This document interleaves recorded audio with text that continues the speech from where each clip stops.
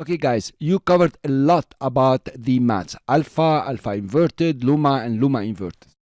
But we have been animating only the matted layers. The power of the track mattes is the ability to animate the matte itself. And this will give you some very interesting animation. Now, unfortunately here, I'm going to give you simple examples just to show you the concept. But I want you to expand your creation, expand your imagination, and create something fantastic. Try to use images and videos also. It's very practical. Let's start. So as usual, I will create the matte just above After Effects. Here you are. Okay. Let's make it bigger and position it in the middle. Okay, something like this. And of course, I will apply the track matte or the alpha matte. Here you are. Now, we want to animate the matte itself. So let's come to the beginning here. We press P for position for the matte, keyframe it, and use the selection tool and take it out. Here you are. Okay, something like this. Then let's go after 20 frames and put it just on top, but let's try to align it. I will show you why later. Now you have a very nice animation where you are swiping in. So the text layer is not moving. It is the shape layer that is moving. This is the power of track mattes, where you can animate the track matte, an independent layer, the way you would like. Let's continue this animation. So we come to 1 second here. We keyframe the position. So these two keyframes are identical now. You notice? So there is no movement in between. If we come, for example, to 2 seconds now, and click and take it out. Cool. Just like this, you know, just to the outside. Now, I'm taking here high security. So let's try the animation now.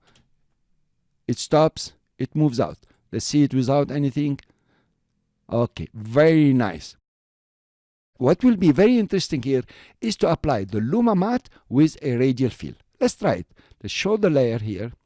And go to, and select it of course, and go to the fill and say a radial gradient. Here you are. And make it, you know, big enough, okay, so we can see it. Okay, that will do, I think. We make it invisible. And then we apply, instead of alpha matte, luma matte. Here you are.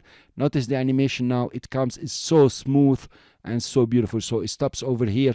Maybe you need to adjust the fill here. Let's put it on. Click on the fill. Double click on the layer so we can see the fill. Make it a bit bigger. Okay, remove it. Fine, we have it. It's very beautiful. It's still okay. So if you run the animation now, let's deselect. Here you are. You notice it's very nice animation, very smooth and quite attractive. Fine, let's stop the animation here and then we take the shape layer 2. Here it is, and then duplicate it. Ctrl D. Take it and drop it above motion graphics. And of course, apply luma matte on the motion graphics here. Okay, here you are. Now, of course, you need to adjust the position. If I press P on the shape layer, you notice I have all the keyframes, but the guy is above. So what I will do, I will select all the keyframes and position on top of a keyframe. This is a very nice tip. Because you selected all of them, and because the timeline indicator is on one of the keyframe, you can just move the whole animation. Okay, guys, this is a big tip.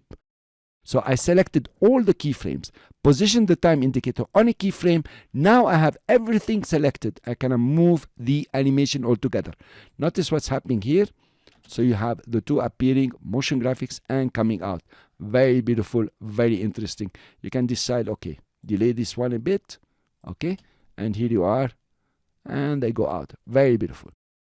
Guys, now it's up to you, up to your creativity, up to your imagination to create something fantastic. Don't be shy. Create any kind of shapes. Create any kind of fill. Use multicolor fills if you like, you know, many of them, and try it and try to use the alpha matte, the inverted, the luma matte, and it's inverted, and come up with something very beautiful. Thank you very much. I'll see you in the next lecture.